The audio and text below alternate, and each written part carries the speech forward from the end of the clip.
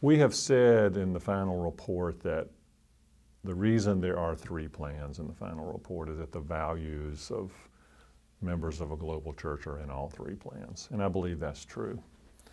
I believe also that the One Church plan does create a home for everyone because it allows for the removal of language, which has been in our discipline for almost 50 years, relatively modern language, we would say, in the history of a long-term denomination.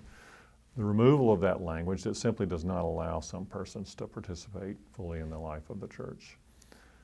But it also provides religious freedom, freedom of conscience for traditional persons. And that is the One Church plan. It is both and. And I have, as I've shared that plan with many people and listened to many people, I have heard some progressives and some traditional persons say, this is not enough for me. This is not enough for me. But I have also heard many people, in addition, say that we already live in a one church type denomination. We already live in a church, and we have for a very long time. We've lived in a church that has progressive people and centrist people and traditional people, and their common grounding is their faith in Jesus Christ, their affirmation of our membership vows, what they do in their daily lives as lay people, if they are teachers or attorneys or journalists or nurses, doctors, they live out their faith.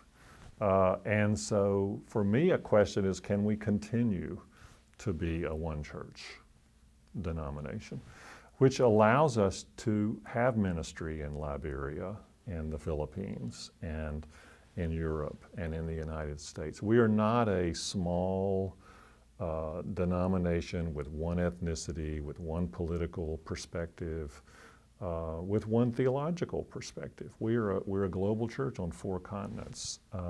And what is compelling to me about the One Church plan is that it does create a home for the people who are now in the United Methodist Church. Is it a perfect plan? No, it is not. And that becomes the work of the delegates to the Called General Conference. In our polity, we place this now squarely in their hands to do this work, and they can revise it, they can amend it, they can perfect it.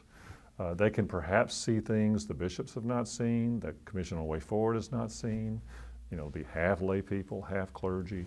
I'm just grateful that we will have that conversation and hopeful that we will come out of St. Louis with a vision for the church that helps us to fulfill our mission and that really embraces all of the people God is sending us to.